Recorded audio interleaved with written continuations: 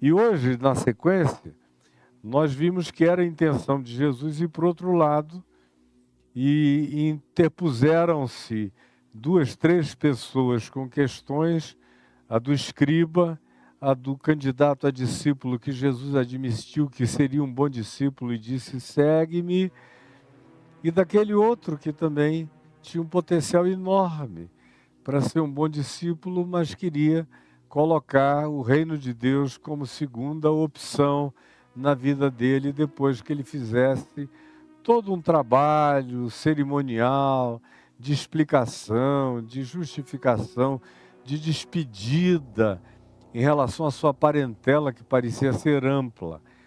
Aí o verso 23 diz, então, depois disso, depois que no verso 18 ele anunciou que queria ir para o outro lado do Mar da Galileia, e houve essa interposição sobre a qual nós falamos no dia de ontem, o verso 23 diz, então, nessa sequência, cumprindo aquele projeto, entrando Jesus no barco, seus discípulos o seguiram. E aí você lê no Evangelho de Marcos, que esses que eram discípulos mais engajados em relação a Jesus, o seguiram em barquinhos. Era mais prático fazer uma diagonal remando do que correr às margens do lago, onde tinha pequenas aldeias. No passado não era como hoje é. Eu ainda peguei um tempo em que o Mar da Galileia se fundia com o Pantanal do Vale de Ula, que hoje já nem existe, é cheio de kibbutz, mas eu ainda peguei. Quando eu comecei lá, um tempo em que o Mar da Galileia era muito mais original do ponto de vista natural do que ele é no dia de hoje, com todas as presenças das comunidades judaicas que foram construídas no lugar. Pois bem, então, esses discípulos que o seguiram não couberam todos no mesmo barco. Por isso você lê no Evangelho de Marcos, no capítulo 4, que foram vários em outros barquinhos, seguindo atrás, para aportarem aonde ele eventualmente aportaria. E foi o que aconteceu. E se diz aqui que eis que sobreveio no mar, e a gente, quando de longe ouve falar em mar, a gente pensa no Mediterrâneo, no mar Mediterrâneo, que é um mar enorme. Mas o mar da Galileia era um lago. Tanto é que os evangelhos mesmo alternam a expressão de mar da Galileia para lago de Genezaré, de lago de Magdon, o mar de Tiberíades, o lago de Tiberíades, porque como eu muitas vezes já disse e repito agora, o comprimento dele eram 22 quilômetros e a largura 12 quilômetros. A profundidade média é 40 metros, talvez 50. Mas num lugar desértico, onde não havia água, aquela porção de água era um verdadeiro mar. Além do que, a alimentação fluía dali, da indústria pesqueira, muito mais do que da captura de peixes no mar Mediterrâneo, no outro extremo da geografia, da então geopolítica de Israel nos dias de Jesus. Muito mais do Mar da Galileia, que alimentava com um peixe de água doce, muito mais saboroso, muita tilápia até o dia de hoje. Às vezes eu mergulho no Mar da Galileia. Quando eu era mais jovem, era quase que um programa natural para mim. Chegava lá, eu já botava uma sunga e mergulhava no Mar da Galileia, nadava para lá e para cá. A quantidade de peixes que vêm, os pequenininhos, ficam beliscando as suas pernas. Tem gente que fica com agonia. Eu achava uma delícia, eles ficavam ali tirando pedacinhos de pele, mordendo o meu pé. É uma verdadeira limpeza. Para mim, uma terapia epidérmica. Hoje em dia, os anos passam, você fica procurando um pouco mais de sossego e de conforto. não é mais o que eu faço regularmente. Mas é uma água que eu gosto muito da temperatura, e gosto muito de pegar um barco e andar por ela. Não só aqueles barcos de linha, mas barcos como eu já aluguei várias vezes, lanchas menores, para andar para lá e para cá no Mar da Galileia. Então, é esse o Mar da Galileia. Agora, aqui se diz que eles entraram no barco e começaram a andar, a remar, ou a ser impulsionados por vela ou por vento, pelas duas coisas, muito provavelmente, no Mar da Galileia, porque assim eram os barcos que cabiam esse grupo de 12, 13, 14, 15 pessoas. A gente tem modelos deles até o dia de hoje lá, eram tanto com vela quanto com remo, simultaneamente. Eles entraram e sobreveio no mar uma grande tempestade. Aí essa é uma outra coisa que causa frequentemente perplexidade.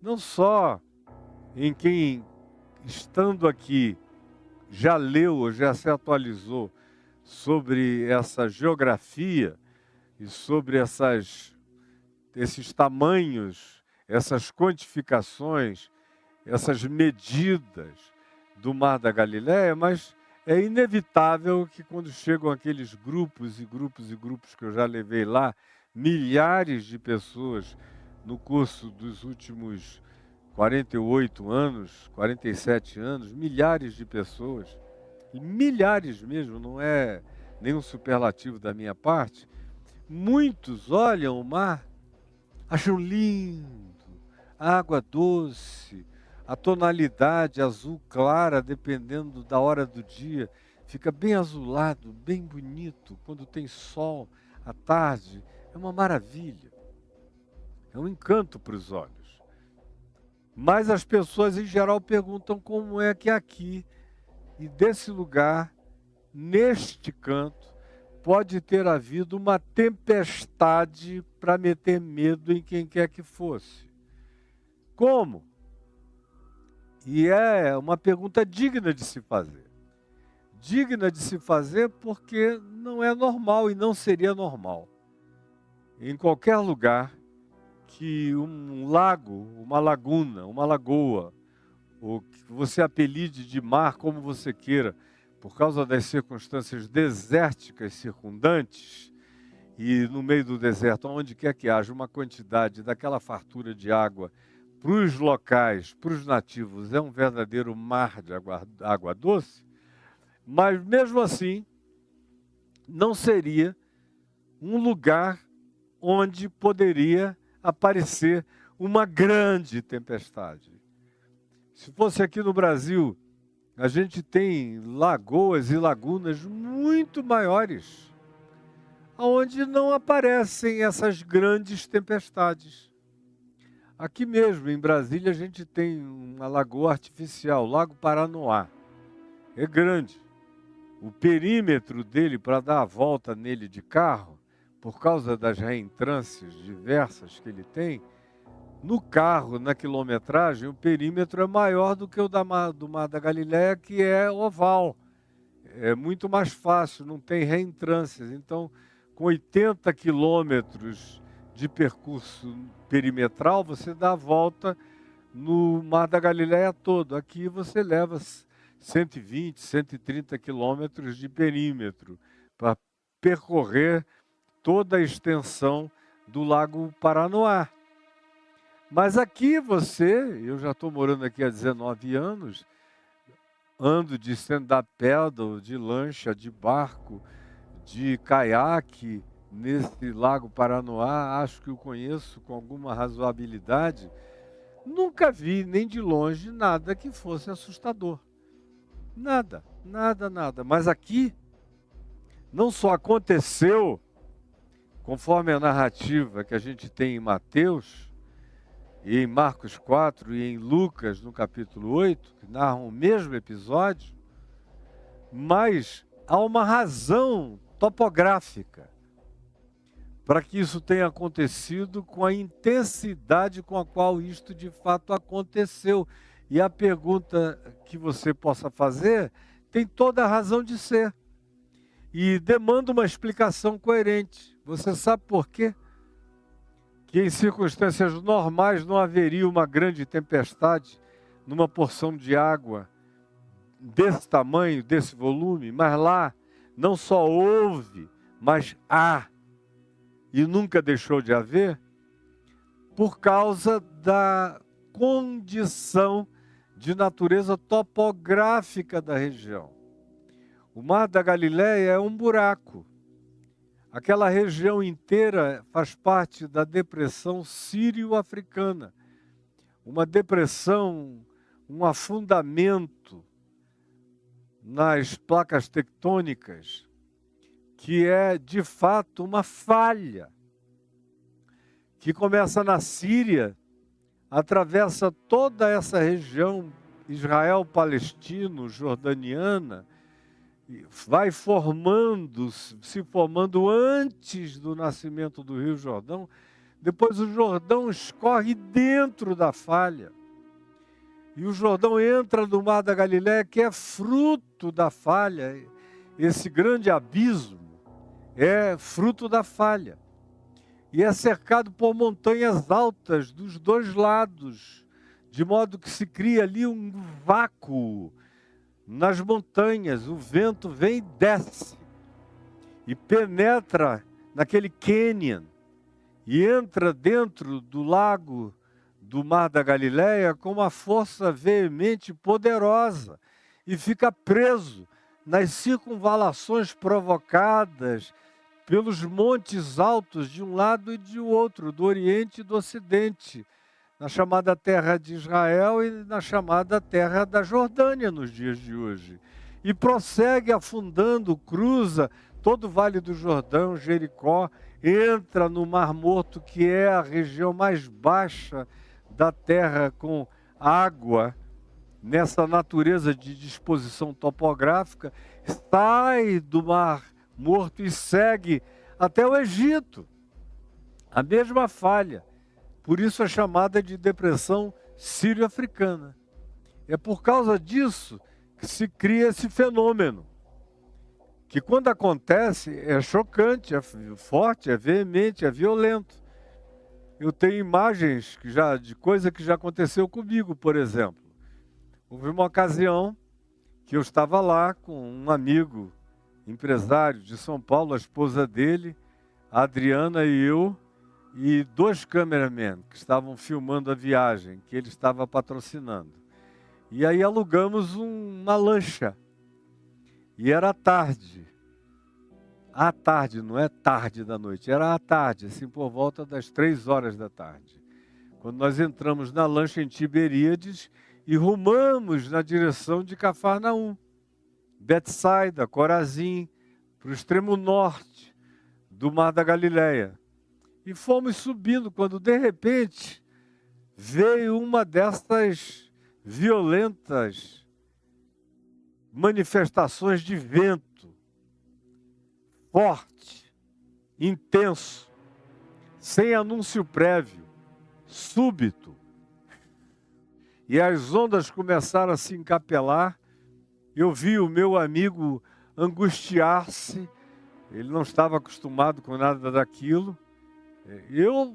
Para mim aquilo era brincadeira, porque os banzeiros do Rio Amazonas, do Rio Negro, dos rios da minha terra, e depois eu me acostumei com as ondas do mar, com barcos em traineiras, em alto mar.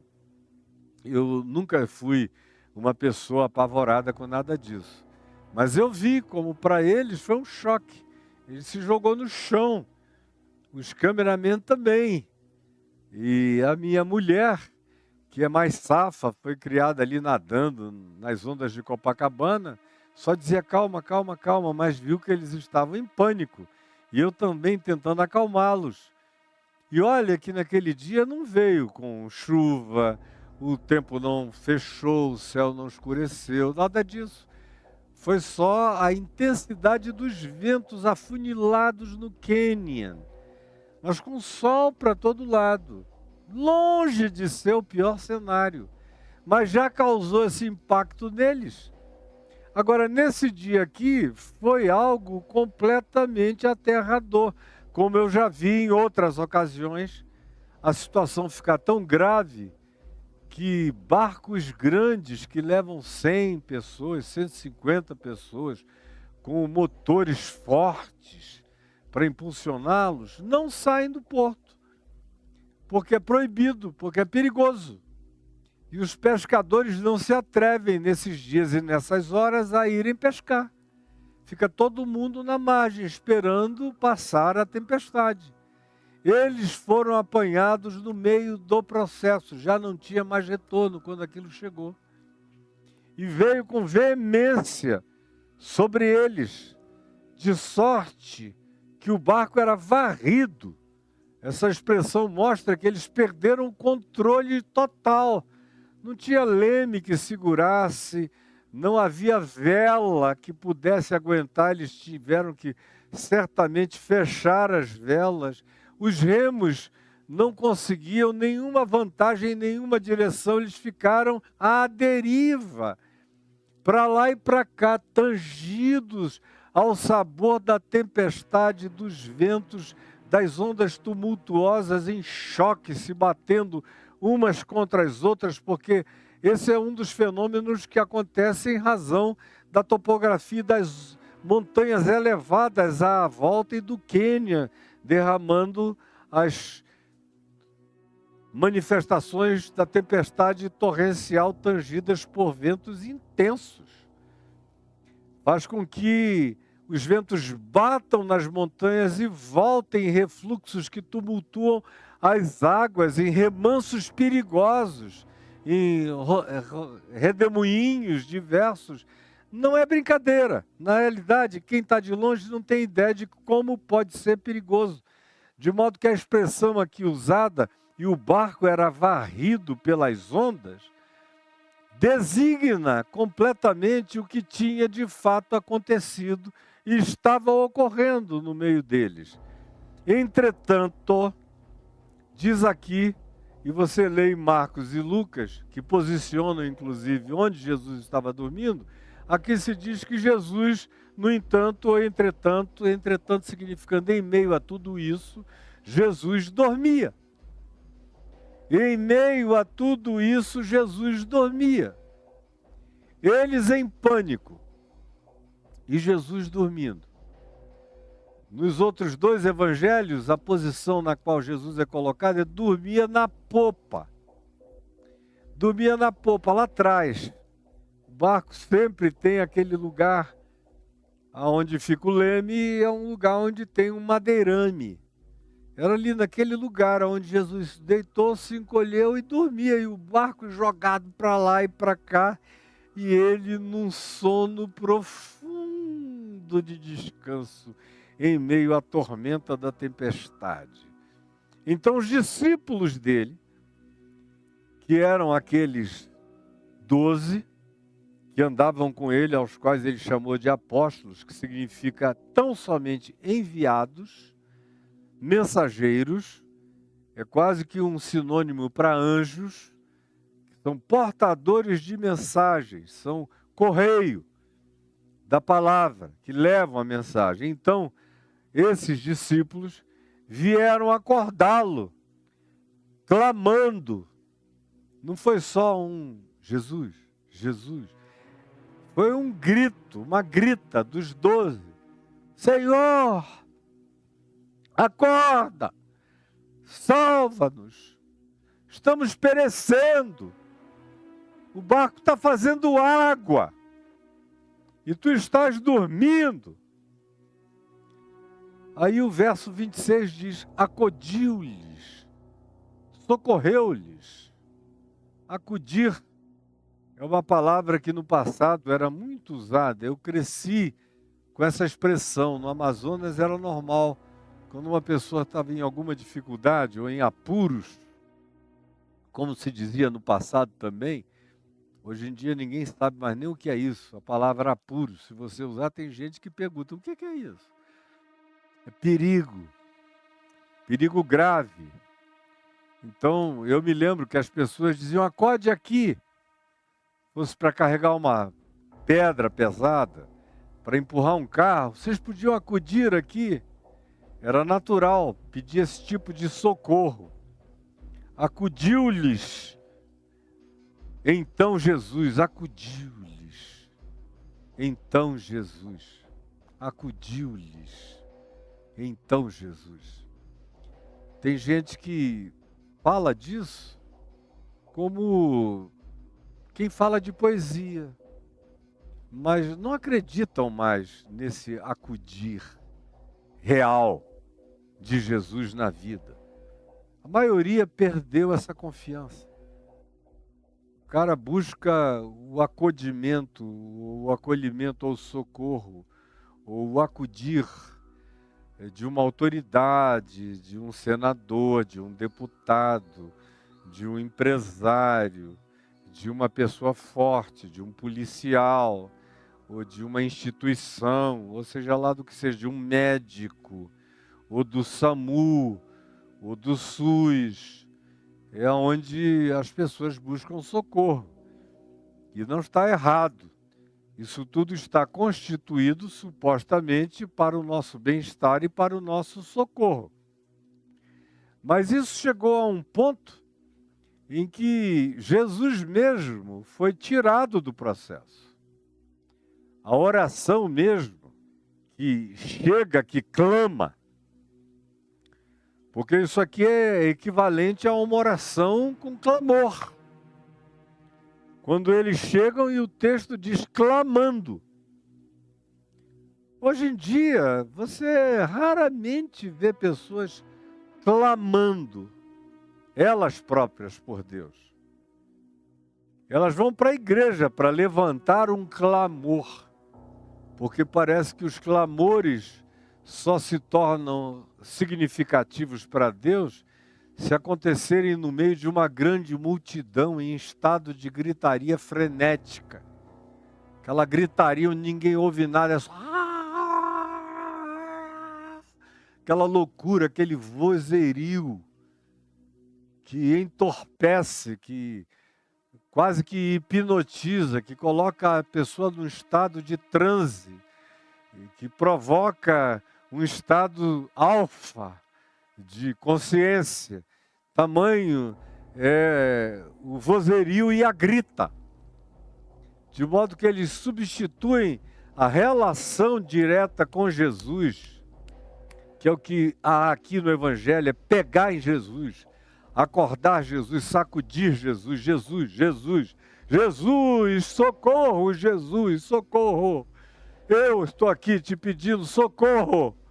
Eu conheço esse mar, eu pesco nesse mar, eu conheço tudo aqui, mas está para além de mim, está para além do meu esforço, está para além do que eu já experimentei, está para além da capacidade que eu tenho de socorrer-me a mim mesmo ou nós uns aos outros. Socorro, pedimos a Ti.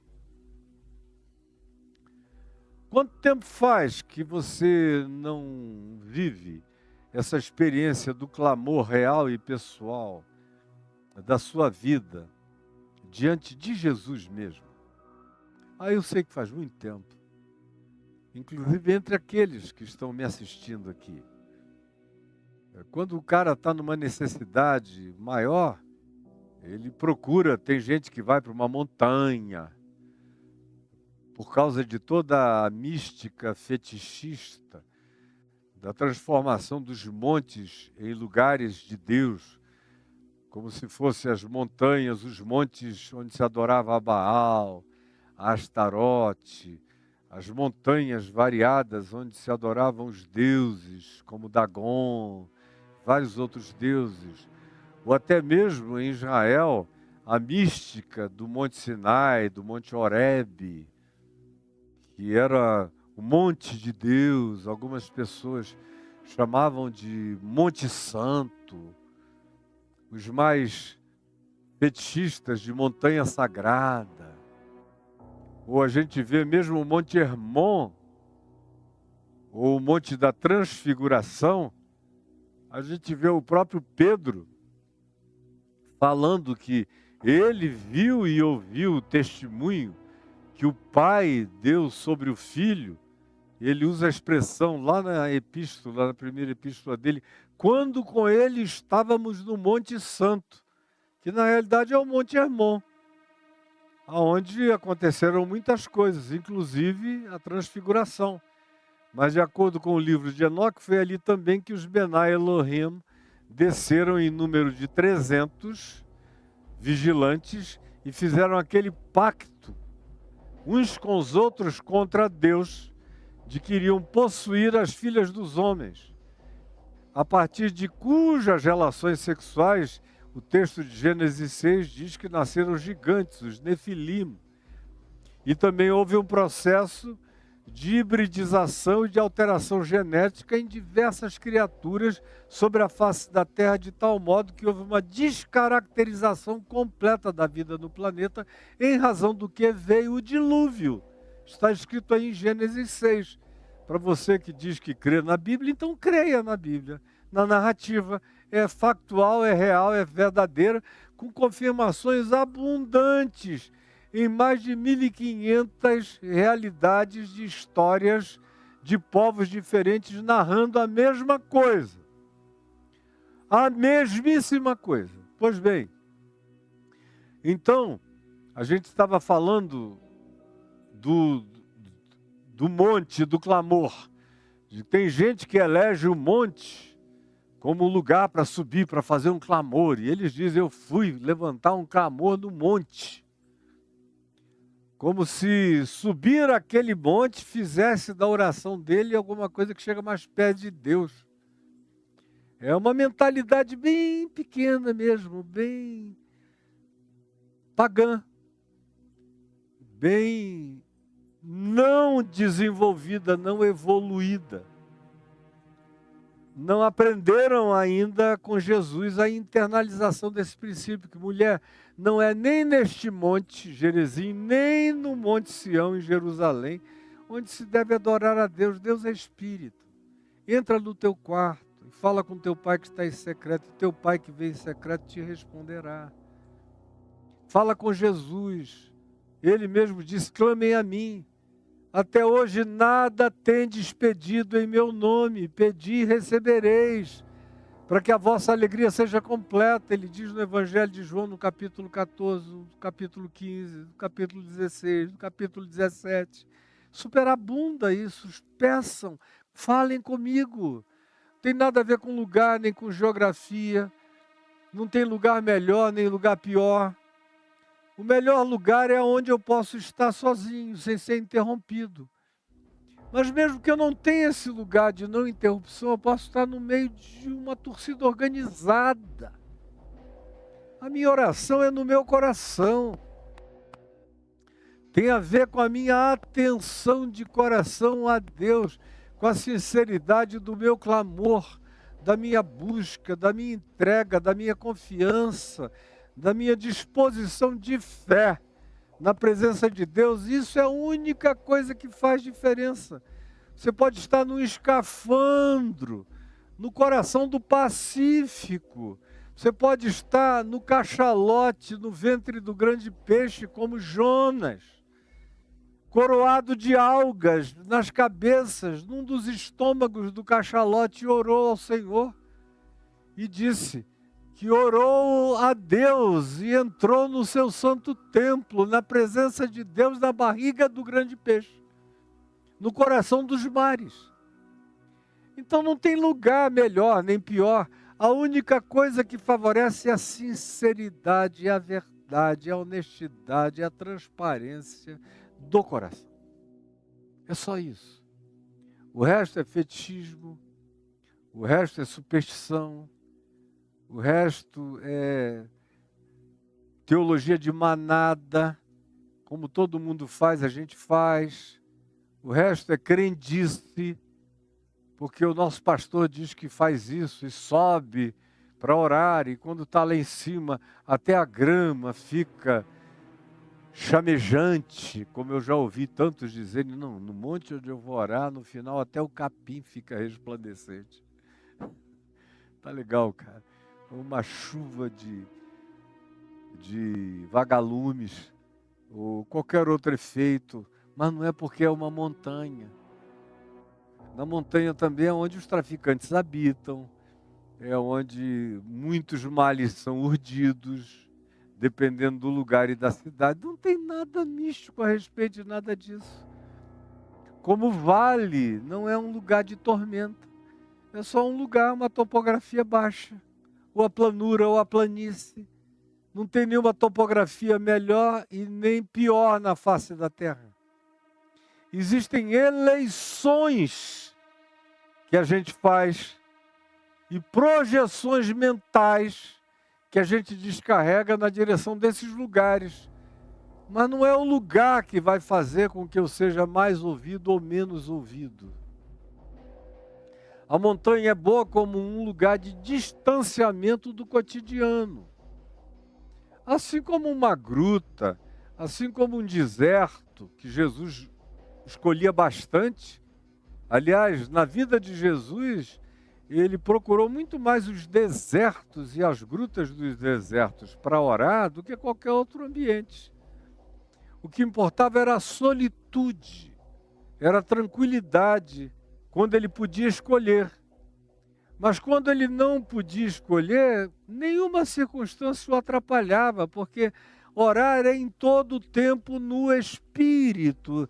É um falar contínuo com Deus, onde eu faço o meu pensamento virar oração e a minha oração se condicionar na natureza dos meus próprios pensamentos. Quando eu me desenvolvo assim, o meu pensar é um horário, o meu horário é um pensar, de modo que eu faço disso um ciclo constante. A minha melhor elucubração viaja por dentro da minha devoção de oração na presença de Deus. Eu penso na presença de Deus. Eu filosofo na presença de Deus. Eu elocubro na presença de Deus. Eu concluo diante de Deus. Eu raciocino e aprendo qualquer coisa que eu aprendo diante de Deus. Não tem nada que eu faça sem ser na presença de Deus, de modo que qualquer pensamento meu eu transformo em oração. E aquilo que não possa se sustentar diante de Deus como uma oração íntegra é algo no que eu não devo nem pensar. E eu me educo há muitos anos para nessas coisas nem pensar, ao contrário. Fazer como Paulo mandou aos Colossenses, escolher no que pensar. Escolher pensar em tudo que é puro, em tudo que é louvável, em tudo que é de boa fama. Se alguma virtude há, se algum louvor existe, diz Paulo, seja isso que ocupe o vosso pensamento, ao invés de pensarem em ludíbrios, em enganos, em trapaças, em tramóias, em teorias da conspiração, em elaborações negativas sobre o que o outro deve estar pensando a meu respeito, planejando contra mim. Tem gente que vive disso o tempo todo e fica doente disso toda hora. Eu posso ficar doente de qualquer coisa, mas disso não. Disso não. Porque a minha mente não viaja por aí. E os que convivem comigo sabem que a minha mente não viaja por aí. Eu não me entrego a esse tipo de raciocínio. Não é assunto para mim, não é pauta para mim, não é interesse meu conversando.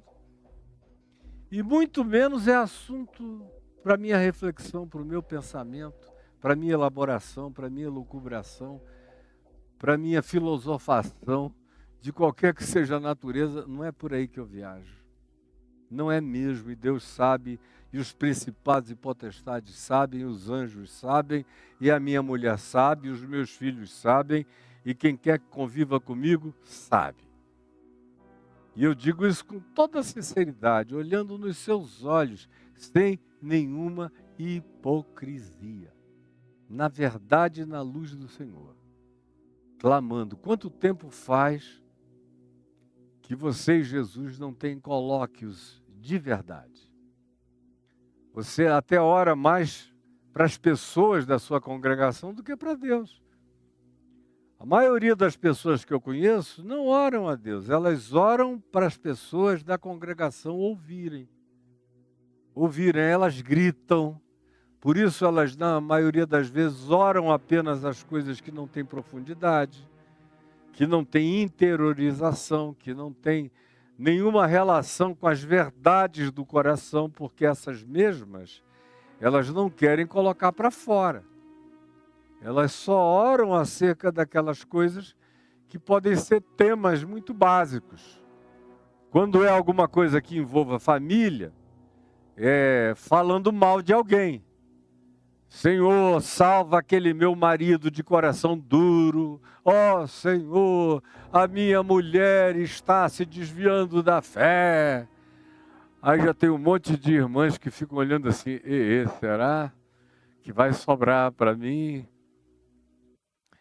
Senhor, eu não aguento mais aquele homem que anda fazendo violência contra mim.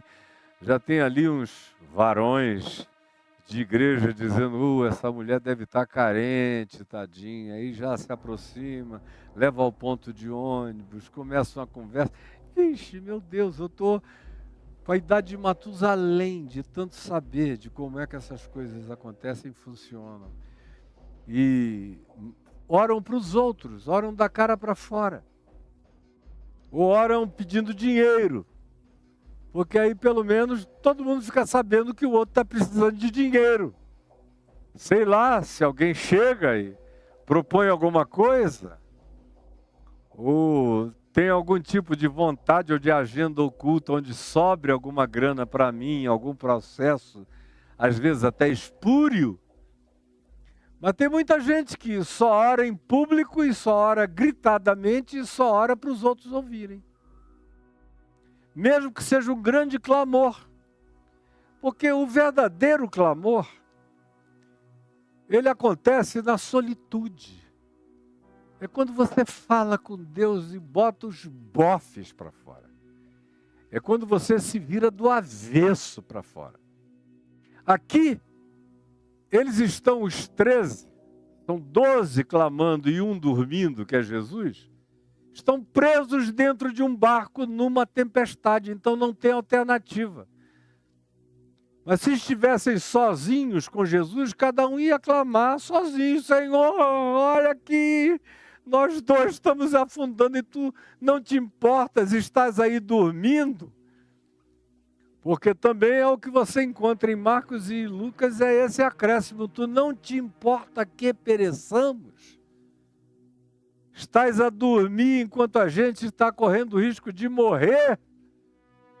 E tu nem notas o nosso estado de perdição. Essa é a oração, esse é o clamor.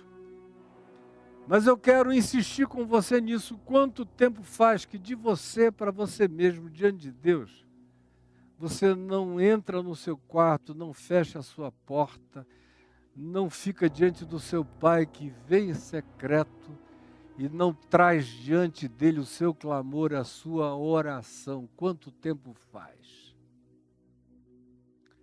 Tem uma quantidade absurda de gente que, se for honesta, vai dizer, olha, eu nunca fiz isso. Eu só vou na onda, eu pego jacaré na onda da oração dos outros. Eu vou amém, amém, amém, amém. Eu só sou do amém, do aleluia, do oh glória, junto com os outros. Mas eu mesmo, sozinha, sozinho, não acontece isso na minha vida nem na minha experiência. E aí, não é de admirar que as pessoas fiquem como as pessoas estão. Ficam esperando salvação de Deus vindo de qualquer lugar. Esperando que venha do pastor, que aí se aproveita disso. Já que você não ora a Deus, não ora a Jesus, não tem vida com Deus nem com Jesus, você tem que ter vida com a congregação, tem que ter vida com a igreja e tem que ficar sob o domínio e o controle do líder espiritual, ou padre poderoso, ou pastor, que se diz poderoso bastante para te oferecer a cobertura dele. Fique sob as minhas asas e você terá a minha cobertura. Se você deixar de frequentar aqui, de dizimar aqui, eu vou recolher as mãos. Olha a presunção do canalha. Eu vou recolher as mãos e você vai ficar sem cobertura. Que coisa mais nojenta e mentirosa. Mas vocês que não têm vida com Jesus, não conhecem o Evangelho, não têm intimidade com Deus, não têm a garantia de que nenhum mal te sucederá sozinho.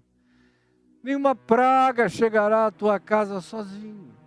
Porque ao Senhor Ele dará ordens aos anjos a teu respeito, para que te guardem em todos os teus caminhos sozinho. Por isso, sozinho, tu podes ter certeza de que não te assustarás do terror noturno, nem da seta que voa de dia, nem da peste que se propaga nas trevas, nem da mortandade que assola ao meio-dia. Tu podes sozinho, na presença de Deus, ter certeza de que cairão 1000 ao teu lado, 10.000 à tua direita, mas tu não serás atingido. Somente com os teus olhos contemplarás e verás a revolução de Deus, virando tudo ao contrário, enquanto tu mesmo estarás guardado e protegido sob as asas do Altíssimo, nesse refúgio intocável. Como Paulo diz em Romanos 8, quem é que vai me tocar? Quem é que pode me separar? Quem é que pode me fazer mal? Anjo, principado, potestade, poderes, de que natureza, de que abismo, de que elevação, de que dimensão, nada pode tocar em mim. Nada pode me causar dano. Como Jesus garantiu aos seus discípulos, eis que eu lhes dei autoridade sobre serpentes e escorpiões, metaforicamente falando, e sobre todo o poder do maligno. E nada, e ele ainda diz, absolutamente nada vos causará dano. Eu criei nisso quando eu criei em Jesus, isso já veio no combo da minha consciência. De que eu estava para além do toque da mão do diabo, ou de demônios, ou de espíritos malignos, ou de qualquer poder dimensional, em qualquer que fosse o nível deles. Eu estava guardado e protegido, eu tinha me tornado a menina dos olhos de Deus. Não é nenhum narcisismo, tem a ver exclusivamente com a inexplicabilidade do amor de Deus por um cara como eu. E eu criei na bondade, eu criei na graça, eu criei no favor imerecido, eu criei no amor de Deus em meu favor. E em favor de todo aquele que tem essa consciência, essa fé, e que estende os braços na direção certa. E inclusive daqueles que não sabem disso, que não têm a consciência que pela misericórdia de Deus eu adquiri como um privilégio do Evangelho, me informando e me formando nessa natureza de consciência, o que dá uma vantagem extraordinária para viver. Não tem nem comparação. Eu não sei nem como as pessoas conseguem existir e viver sem isso. Eu, pessoalmente, já não conseguiria há muitos anos, sem o que eu tenho. Mas eu vejo, frequentemente, como até mesmo aqueles que não sabem de nada, mas que ousam, dizendo, eu não sei nem para quem eu peço, mas eu peço. Peço. Para quem quer que me veja, que tenha piedade de mim. E aí, toda hora eu vejo a mão de Deus se estendendo, chegando nessa pessoa, tocando, botando, dizendo, eu quero te livrar, fica livre. Eu quero. Aí não adianta vir com aquele argumento dizendo, escuta, e as criancinhas que estão morrendo, e aqui, ali, acolá. Olha, para Jesus tinha gente morrendo também. Enquanto ele ressuscitou Lázaro, tinha um monte de gente morrendo em Israel e adjacências que ele não ressuscitou. Enquanto ele ressuscitou e levantou a filha de Jairo, a menina, a quem ele, levantando da morte, mandou que dessem de comer imediatamente a ela, porque ela era uma adolescente, tinha morrido de inanição. Tinha muita gente morrendo de inanição em volta e ele não ressuscitou ninguém. Leprosos, ele não curou a todos os leprosos que havia à volta dele. Ele mesmo diz, quando disseram, os sinais que tu fizeste lá na Galileia, faze-o aqui também. Ele disse, olha, nos dias do profeta Elias, tinha gente passando fome em Israel todo. Mas ele só levou provisões, azeite e alimento para uma viúva na terra de Serepta, fora das fronteiras de Israel, que nem de Israel era. Então, não entre nessa não. Eu estava vendo outro dia um pastor querido dizer isso. Não, eu não tenho mais coragem de orar pedindo intervenção de Deus por nada. E eu olhei e falei, pobre de você. Pobre de você. E você é gente boa. Você é um cara do bem, não faça isso não. Você comprou uma teologiazinha de descrença de saduceus. Como eu conheço uma quantidade enorme de teólogos, de acadêmicos, que oram nos cultos das suas igrejas. Só para o povo ver que eles oram bonitinho. Mas se você o chamar no particular e pedir para que eles unjam você com óleo e orem porque você está com uma enfermidade terrível, mas você crê que Deus pode socorrer você e você teve o desejo de ter uma comunhão de oração com aquela pessoa que você ama tanto, respeita tanto e pede que ela se una a você, 2 ou 3, em meu nome, eu ali estou no meio deles. Você não quer ser esse segundo comigo na presença de Deus em oração? Concordar com o meu desejo de oração? Aí o cara diz, olha, eu não creio em cura divina, eu não creio mais em milagre, eu não creio em nada disso. Está assim de gente. Inclusive dentre os pentecostais, os neopentecostais, que fazem isso como teatro de encenação de cura divina, mas na casa deles, eles não oram pela mulher doente, pelo filho doente, eles não entram no quarto, não dobram os joelhos, eles não oram por si mesmos, na presença de Deus, não oram. É tudo uma teatralização de oração e de clamor. É tudo uma performance, é tudo desempenho para impressionar os que vão dar dinheiro, só isso. E entre os grupos históricos, chamados ortodoxos, considerados teologicamente mais arrumados, aí é que a oração morreu mesmo, exceto a comunitária no cumprimento da liturgia da oração. Mas a oração sem a liturgia pública praticamente desapareceu. Morreu. Não tem mais clamor. Você sabe, você que está me vendo aqui nas plataformas variadas, sabe que o que eu estou dizendo é verdade a partir de você, da sua vida. Senhor, salva-nos, perecemos. Quanto tempo faz que só você e Jesus, só você diante de Deus, não faz uma oração assim? Ou na presença das pessoas mais confiáveis, vivendo drama idêntico ao seu. Presos no mesmo container, no mesmo barco, sob a mesma tempestade. Quanto tempo faz que você não reúne a família no barco da casa para orar em razão dessa grande tempestade que está assolando vocês? Quanto tempo faz? O fato é que no passado isso era normal. A gente fazia o tempo todo. Não fazer é que era uma anomalia. Hoje em dia, isso desapareceu. O cara pega o celular e manda uma palavra para alguém, para algum grupo. Ó, gente, orem por mim. Vamos orar por fulano. Aí, porque ele botou aquele pedido de oração naquele grupo, ele mesmo não ora nem pela pessoa por quem ele pediu a oração. E todo mundo no grupo acha que o fato de alguém ter pedido oração por alguém naquele grupo, de WhatsApp, ou de Telegram, ou de qualquer outro aplicativo, a oração em si já foi feita. Parece que quem vai responder é o Mark Zuckerberg. Caiu no aplicativo, o aplicativo intercede por nós na presença de Deus. Não é assim que acontece com você, com todo mundo. E cada vez mais.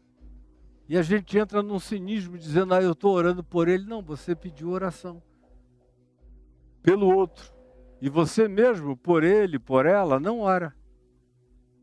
Mas como você pediu, você se exime desse compromisso para sempre. E os que ouviram, do mesmo modo se eximem, porque deve ter gente orando por essa pessoa, mas eu mesmo não vou fazer isso. Não tem mais nem coração, piedade, solidariedade, não carregam mais nenhum tipo de compaixão amiga, fraterna, de interesse que se importa genuinamente pelo outro, que se coloca no lugar do outro para interceder. Isso tudo desapareceu, morreu, virou fóssil, está petrificado. Antes o coração era de carne, virou um fóssil de pedra, mas não é mais coração pulsante, com nenhum tipo de oração clamante diante de Deus. Então o verso 26 diz, acudiu-lhes, porque eles clamaram juntos, dentro do mesmo ambiente de angústia, contra a mesma realidade que os afligia. Acudiu-lhes então, porque pediram. Acudiu-lhes Jesus, porque pediram. E é Jesus que diz, pedi e dar-se-vos-á. Nunca pedistes nada em meu nome, pedi e dar-se-vos-á. Pedi para que a vossa alegria seja completa. Aí alguém lê um tratadozinho teológico, aí fala da fome ali, aqui, acolá, onde está Deus, que não socorre todo mundo. Então eu tomei uma decisão daqui para frente, eu não oro mais pedindo intervenção de Deus em favor de ninguém, nem de coisa alguma. Você está perdido, garoto, garota, menino, menina, bobinho, tolo. A vida vai te encurralar e você vai aprender a clamar. Aí nesse dia você vai se lembrar de mim e vai me dar absoluta razão em nome de Jesus. Acudiu-lhes então Jesus. E acudiu-lhes com uma pergunta: por que sois tímidos, homens de pequena fé? Por que vocês mesmos não reagem? Por que vocês não confiam? Eu tenho que estar acordado, com o olho arregalado, segurando em vocês, dizendo, oh, ânimo, meus filhos, ânimo. Vocês não acreditam que não dormita nem dorme o guarda de Israel? Vocês não acreditam naquele que guarda vocês, que protege vocês?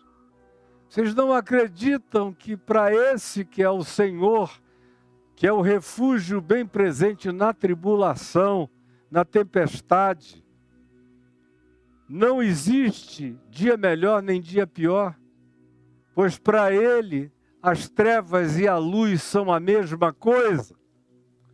Vocês não creem nisso, seres humaninhos de pequena fé, de fé pífia, quase nenhuma? Vocês não creem que a minha mera presença aqui é a garantia da vida e da sobrevivência de vocês? Será que nem a minha presença lhes traz essa garantia? Ou, na mente de vocês, a minha presença é apenas uma presença física? Porque até o dia de hoje vocês ainda não internalizaram o significado da minha presença, mesmo quando a aparência é de sono. Não dormita nem dorme aquele que viaja, que transita e que está com vocês. E eu estarei convosco todos os dias até a consumação dos séculos. Onde estiverem 2 ou 3 reunidos em meu nome, eu ali estou no meio deles. Com movimento, sem movimento, com aparência de qualquer demonstração de presença ou não, Ele está comigo. Ele está comigo na tempestade, tanto quanto Ele está comigo no cicio suave, na brisa. Ele está comigo. Eu sou dele, Ele é meu. Nós somos inseparáveis. É isso que Jesus está ensinando. Acudiu-lhes então com essa questão: por que vocês têm tanto medo? Por que vocês sofrem dessa timidez horrorosa e não se apropriam nunca, nunca, nunca da presença de Deus como fator e presença vitoriosa na existência de vocês. Por que não? Vocês preferem elaborar uma teologia da descrença do que uma certeza em fé de Deus para com vocês, para a presença de Deus para com vocês? Quem Ele quiser curar, Ele cura. Quem Ele não quiser curar, Ele não cura. Quem Ele quiser ressuscitar, Ele ressuscita. Quem Ele não quiser ressuscitar, Ele leva para Ele.